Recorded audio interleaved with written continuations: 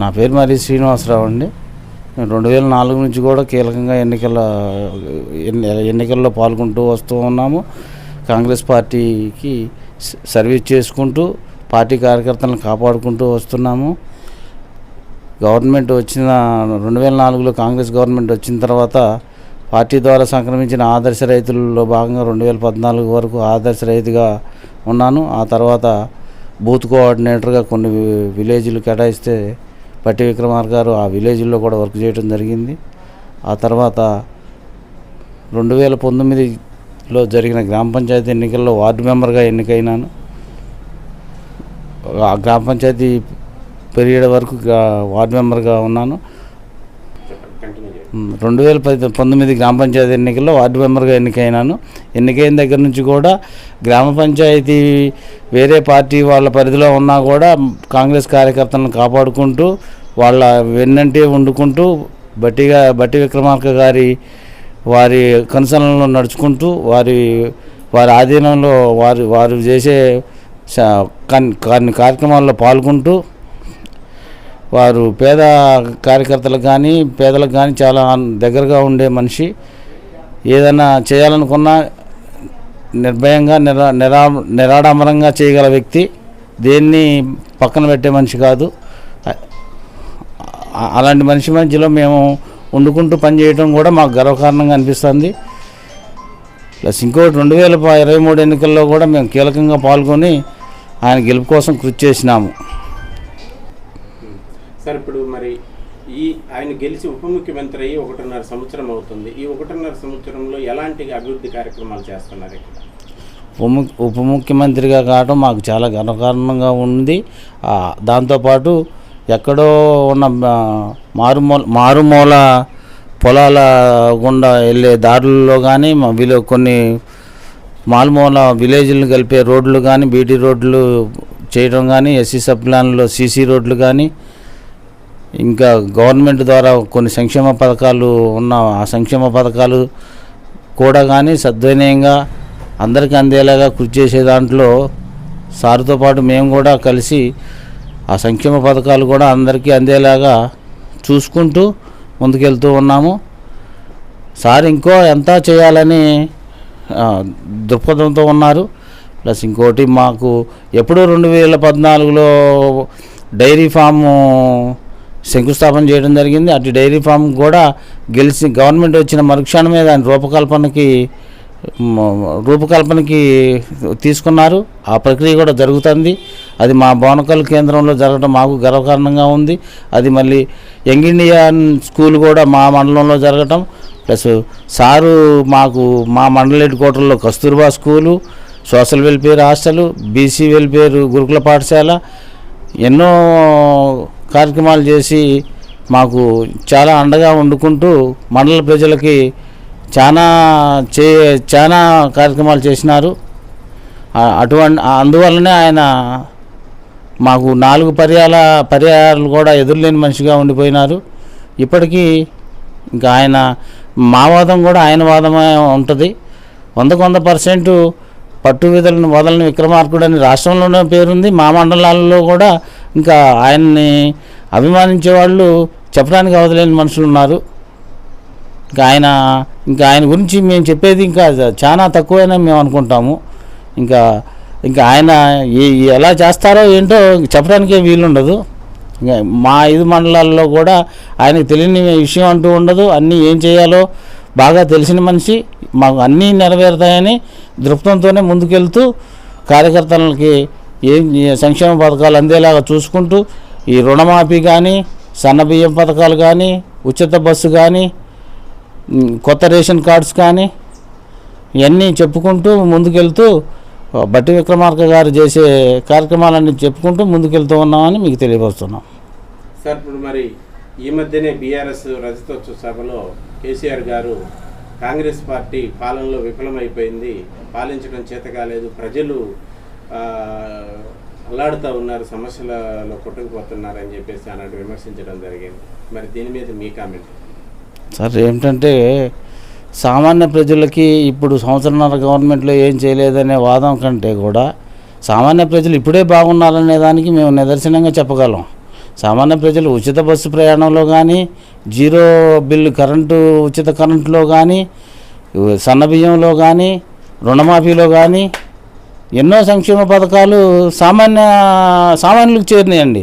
ఆ 10 సంవత్సరాల గవర్నమెంట్లో 8 లక్షల కోట్లు అప్పులు చేశారే కానీ సామాన్య ప్రజలకి ఏం చేరింది ఏం లేదు. కాళేశ్వరం ప్రాజెక్టుతోని కొంత నాశనం చేసినారు.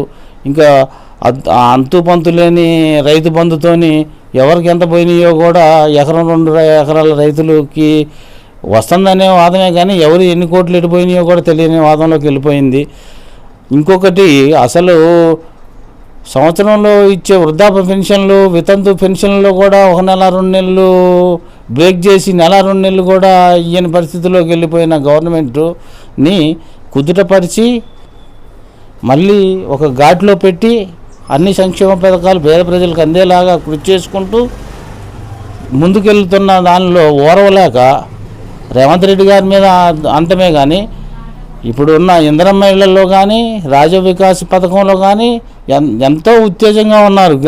పేద ప్రజలు ముందుకు వెళ్తున్నారు. మాకు కావాలి, మాకు ఈ పథకాలు పేదలకు చాలా అనువుగా దగ్గరగా ఉన్నాయి, మాకు చెయ్యండి, ఇంకా ముందుకు వెళ్ళండి అని మాకు చెప్పుకుంటూ మాకు చాలామంది పేద ప్రజలు మమ్మల్ని ముందుకు తీసుకెళ్తున్నారు.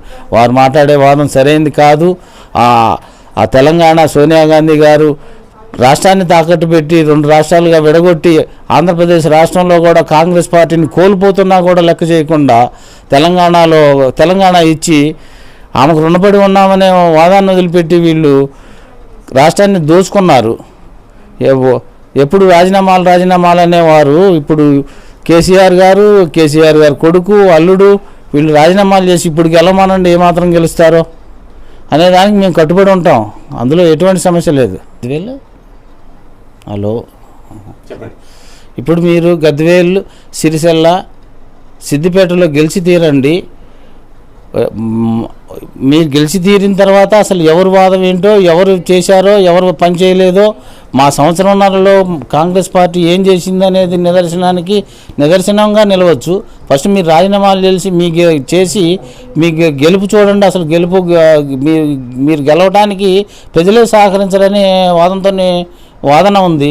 దానికి ముందుకెళ్ళండి. మీరు అసలు విషయం ఏంటో బయటకు వస్తుందని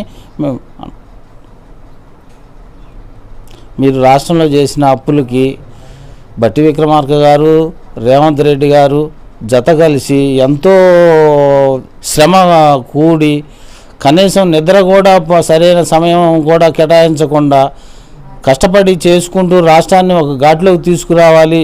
పేద ప్రజలు, తెలంగాణ ప్రజలు చాలా వెనకబడి ఉన్నారు, వాళ్ళు ముందుకు తీసుకురావాలనే వాదంతో ఎంతో కష్టపడి పేద ప్రజలకు చేయాల్సిన సంక్షేమ పథకాలు, ఇంకొన్ని సంక్షేమ పథకాలు ఎలా చేయాలా ఏందనేది వెళ్తున్నారు. వారికి అండగా రాష్ట్ర ప్రజలు కూడా ఉన్నారు. దాంట్లో ఎటువంటి సందేహం లేదు. దాన్ని మీరు ప్రజల్ని తప్పుదారి పట్టించి ఏదో సాధించాలంటే అది జరిగే పని కాదు. ఇంకా కాంగ్రెస్ పార్టీ ఇంకా కొన్ని కార్యక్రమాల్లో ముందుకెళ్తుంది. మీరు ఏ వదంతులు తీసుకొచ్చినా సాధ్యపడదని అనుకుంటాను. ప్రభుత్వం వచ్చిన సంవత్సరంన్నర కాలంలోనే ఒడ్డునబడ్డ చేపలాగా కొట్టుమిట్లాడుతున్నారు. కుటుంబంలోనే కలహాలు మొదలైనాయి. రానున్న 3.5 సంవత్సరాలలో రేవంత్ రెడ్డి గారు, బట్టి విక్రమార్క గారి సారథ్యంలో ఇంకొన్ని సంక్షేమ పథకాలు తీసుకొచ్చి పేద ప్రజలకి అందాల్సిన పథకాలను దగ్గరకు చేర్చుకుంటూ రానున్న ఇంకొక 5 సంవత్సరాల ప్రభుత్వం కూడా కాంగ్రెస్ ప్రభుత్వం చేస్తుంది. మీరు ఇంకా బీజేపీ, టీఆర్ఎస్ రెండు కలిపి ఏకమైనా కూడా కాంగ్రెస్ పార్టీని ఏమి చేయలేరని తెలియజేసుకుంటున్నాము. ఇంకా ఈ 3.5 సంవత్సరాల్లో ఇంకొన్ని సంక్షేమ పథకాలు సామాన్య ప్రజలకి చేరువుగా వెళ్తాయని ఆశించుకుంటూ మీరు ఇంకా మీ భవిష్యత్తు ఇంకా ఉండదని, మీ పార్టీ కూడా ఇంకా కనుమరుగు కావడానికి దగ్గరలో ఉన్నదని తెలియజేసుకుంటున్నాము. పేద ప్రజల పెన్నిది, అలుపెనగని నాయకుడు, 4 పర్యాయాలు గెలిచి మా మధుర నియోజకవర్గాన్ని అన్ని రంగాల్లో ముందుకు తీసుకెళ్తున్న మా బట్టి విక్రమార్క గారికి అడ్వాన్స్గా పుట్టినరోజు శుభాకాంక్షలు తెలియజేసుకుంటున్నాను. ప్లస్ ఇంకా ఎన్నో కార్యక్రమాలు చేయాలని మా మా మా నియోజకవర్గ ప్రజల ఆశీస్సులు సార్ బట్టి విక్రమార్క గారికి ఎప్పుడు ఉంటాయని తెలియజేసుకుంటూ ఇంకొన్ని పుట్టినరోజులు చేసుకోవాలని ఆయన ఆరోగ్యం ఎప్పుడూ మంచిగా ఉంటూ పేద ప్రజల కోసమే పోరాటం చేయాలని అనుకుంటున్నాము. అల్లుపెరగని నాయకుడిగా రాష్ట్రంలోనే గుర్తింపు తెచ్చుకున్న నాయకుడు.